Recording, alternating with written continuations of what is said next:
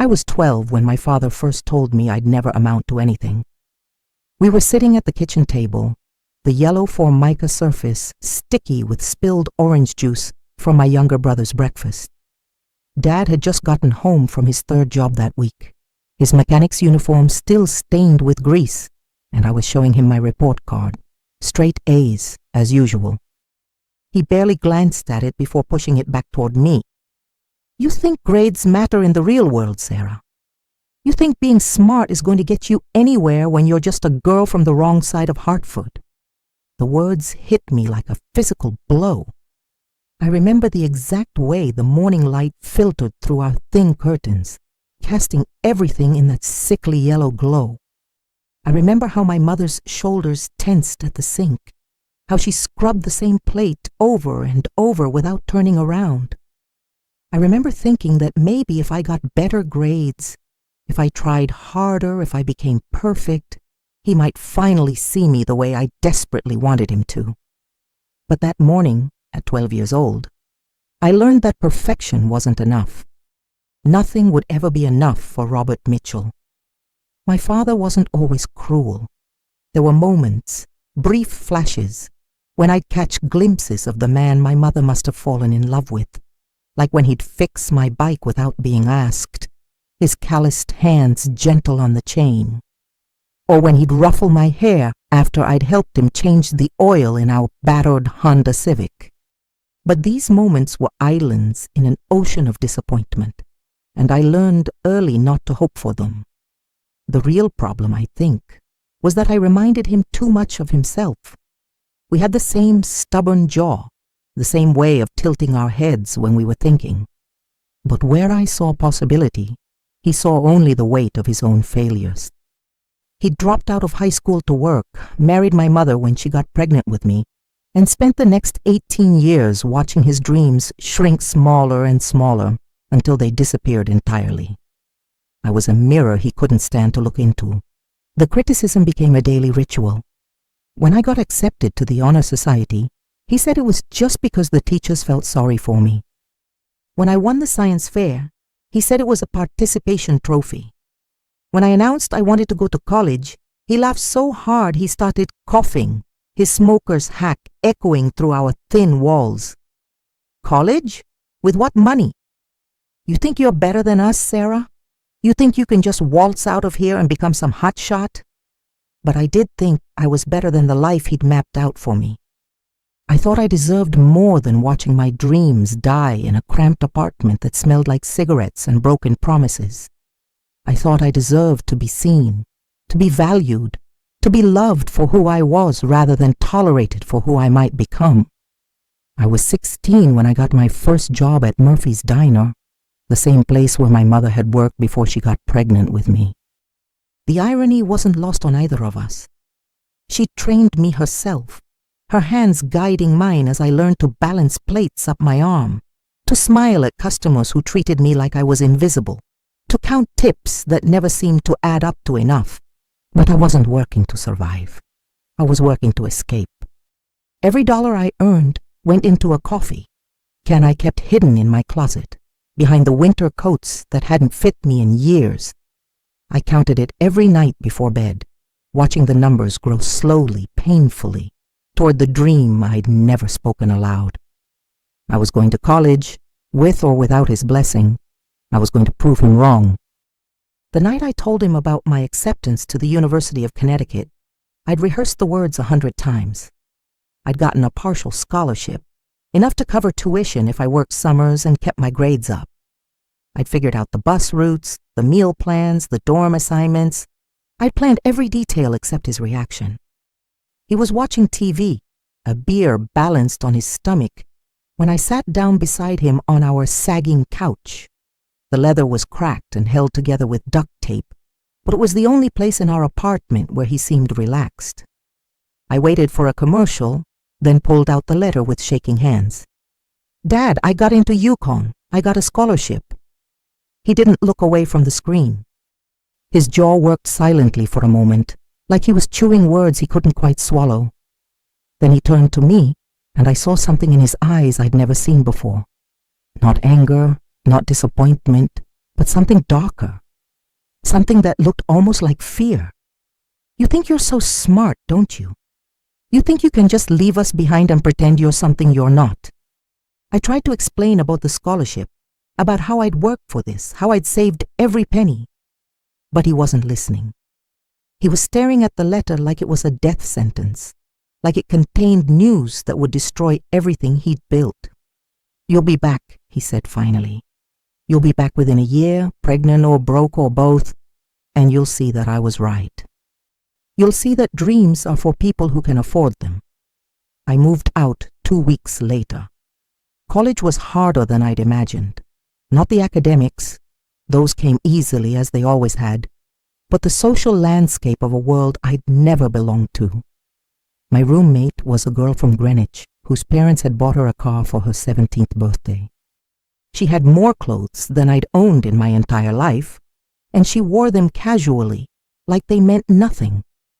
I learned to navigate dining halls filled with students who'd never worked a day in their lives, who complained about professors like they were personal inconveniences rather than gatekeepers to knowledge. I learned to keep my head down, to study harder than everyone else, to make myself indispensable through sheer force of will. But I also learned about possibility. I learned about professors who saw potential in me, about careers I'd never imagined existed, about a world where intelligence was valued over endurance. I learned that I could be more than the sum of my father's expectations. I majored in business with a minor in economics, despite my advisor's suggestion that I consider teaching. Teaching was safe, he'd said, practical. But I didn't want safe. I wanted to build something, to create something that would matter. I wanted to prove that a girl from Hartford could change the world. I graduated summa cum laude, but my father didn't come to the ceremony. He'd been invited, of course. I'd sent him the announcement, along with a photo of me in my cap and gown that one of my professors had taken. He never responded. My mother came, though. She took the bus from Hartford, wearing her best dress and carrying a small bouquet of carnations from the grocery store. She cried when they called my name, and I could see her in the crowd, dabbing at her eyes with a tissue and beaming like I'd just won the lottery. "You did it, baby," she whispered when I found her afterward. "You really did it." But even in that moment of triumph, I felt the absence of his approval like a physical weight. I'd spent 4 years proving him wrong, and he hadn't even bothered to watch. I started working at a small consulting firm in Boston, the kind of place where everyone wore expensive suits and talked about disrupting industries. I was good at it, better than good.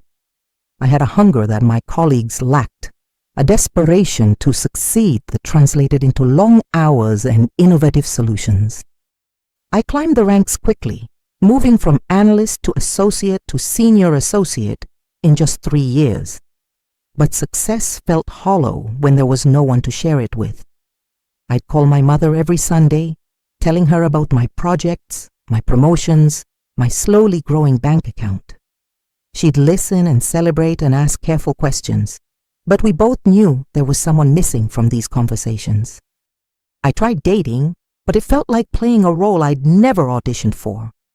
The men I met were either intimidated by my ambition or convinced they could tame it. They wanted to fix me, to smooth out the rough edges that made me who I was. They wanted the version of me that existed in their imagination, not the woman who'd fought for everything she'd achieved. It was easier to be alone, easier to focus on work, on building something that could never be taken away from me. I was 28 when I decided to start my own firm.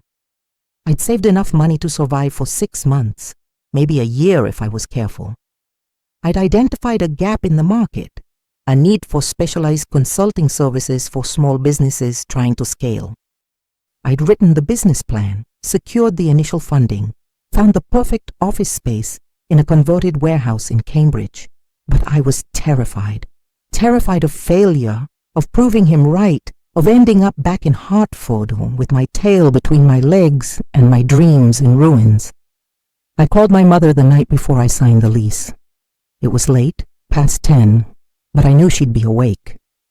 She always waited up for my calls, no matter how busy her day had been.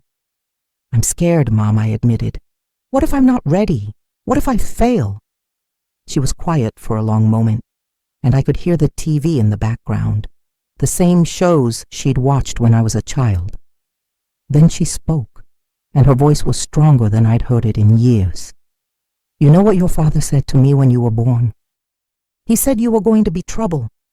He said you had too much fight in you, too much anger. He said it like it was a bad thing."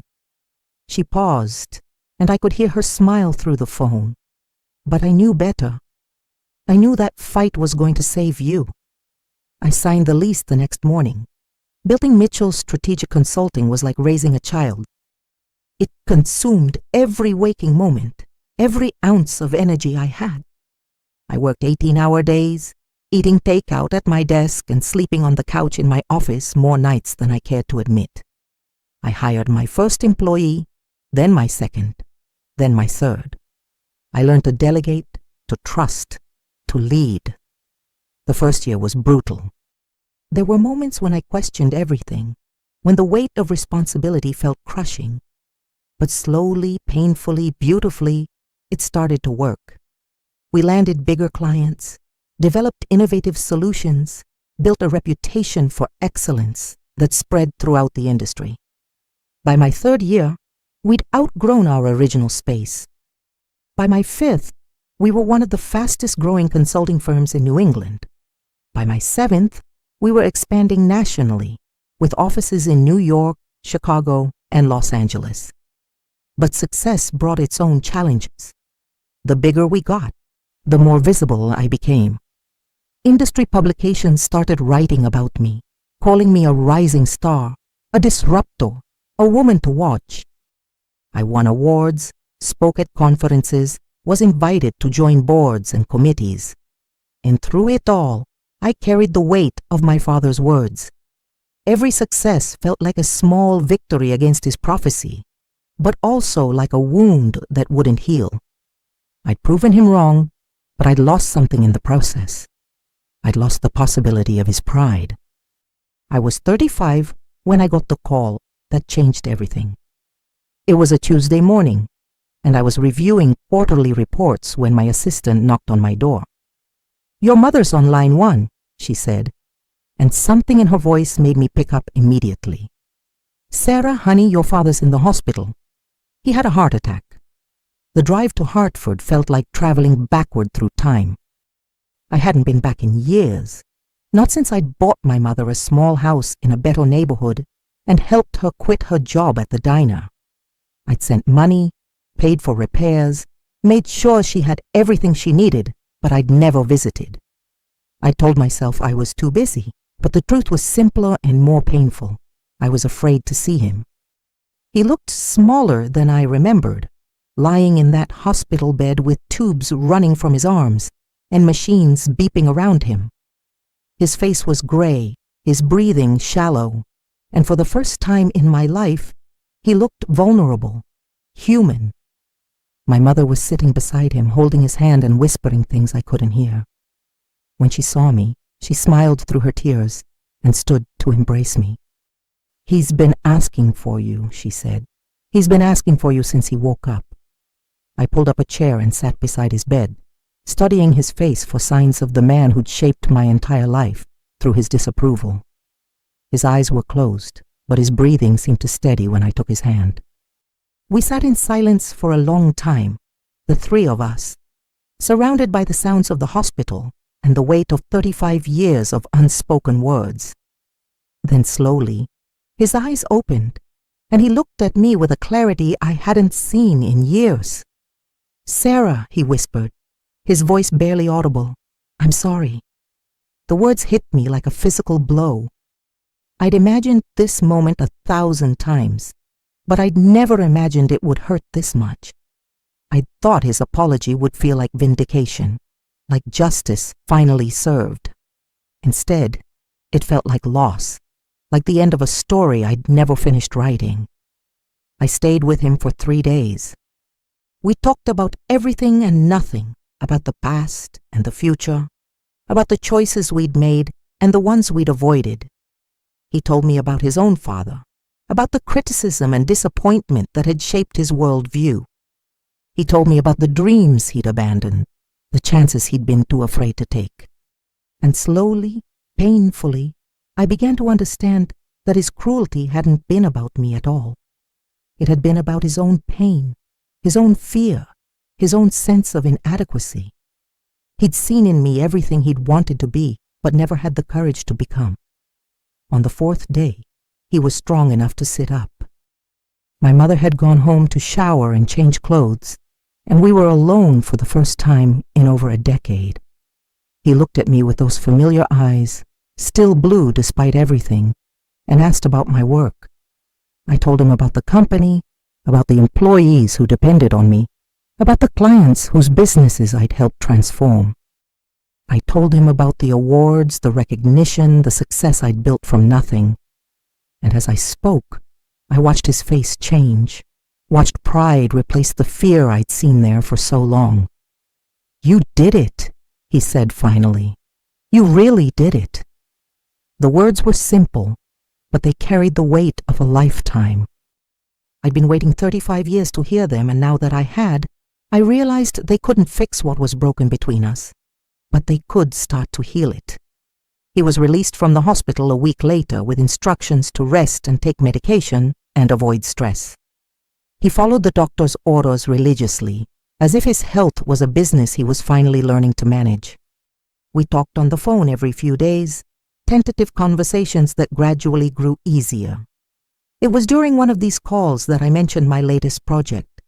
We were opening a new office in Hartford, bringing good jobs back to the city that had raised me. It was a risk, both financially and personally, but it felt like the right thing to do. "I want you to come to the grand opening," I said.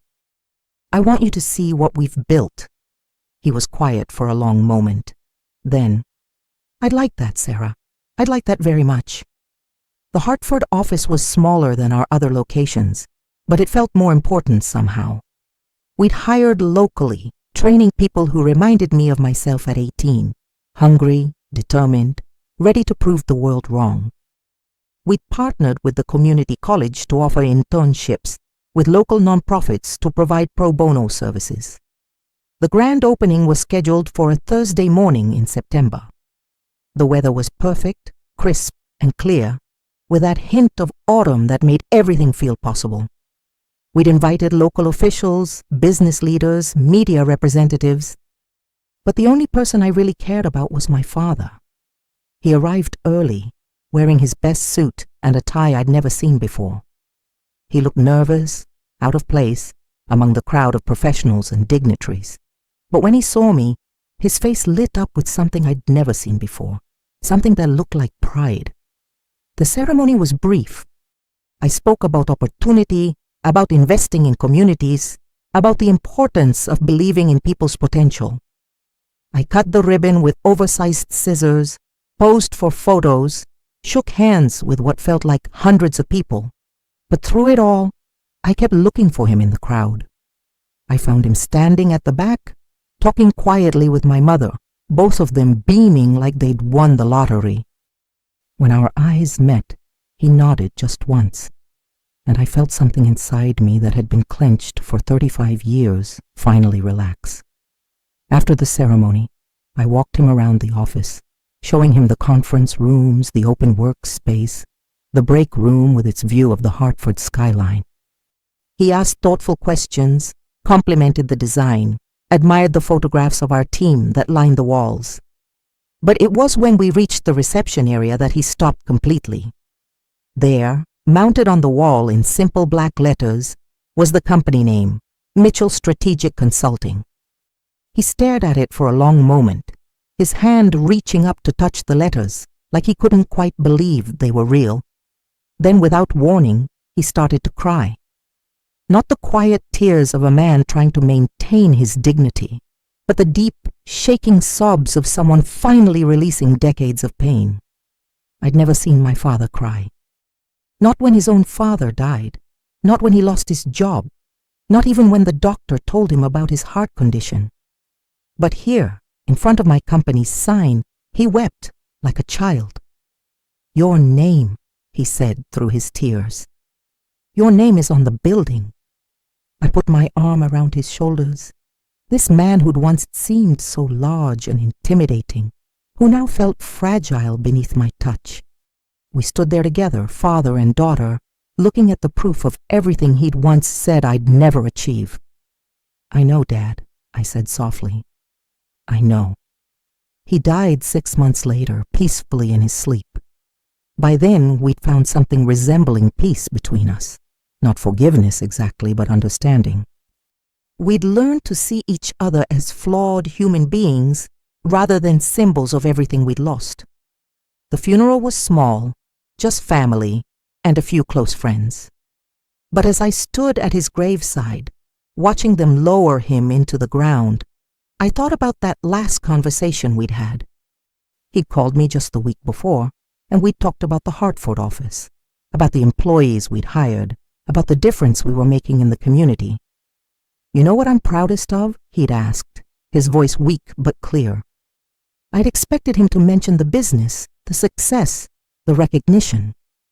Instead, he said something that took my breath away. "I'm proud that you never gave up on yourself, even when I gave up on you." That was my father. Even in his final apology, he couldn't resist taking a little credit for my strength. The company continued to grow after his death. We opened more offices, hired more employees, took on bigger challenges. But success felt different now, less desperate and more purposeful. I'd proven everything I'd needed to prove, not just to him, but to myself. I'm 42 now, and Mitchell Strategic Consulting employs over 300 people across 7 cities. We're recognized as one of the top consulting firms in the country, and I've been featured on magazine covers and television programs. I've achieved everything I dreamed of and more. But sometimes late at night in my office, I still think about that 12-year-old girl sitting at a sticky kitchen table, trying to understand why her perfect report card wasn't enough. I think about the woman who worked 18-hour days to prove a point to a man who was too broken to see her clearly. I think about the moment my father's name appeared on my building, and how his tears felt like both an ending and a beginning. The truth is, I didn't build this company to prove him wrong. I built it to prove myself right. I built it because I believed, against all evidence, that I was worth something. That I deserved to be seen, to be valued, to be loved for who I was rather than who I might become. And in the end, that belief was enough. It was more than enough. It was everything. My name is Sarah Mitchell, and this is my story. It's a story about fathers and daughters, about dreams and disappointment, about the courage to keep going when the world tells you to give up. It's a story about a girl who refused to let someone else's limitations become her own. And it's a story about the moment when love finally looked like pride, standing in front of a building that bore my name, watching my father see me clearly for the first time in his life. Some victories are worth waiting for. Some stories are worth telling. And some names are worth putting on buildings, no matter how long it takes to get there. This is mine.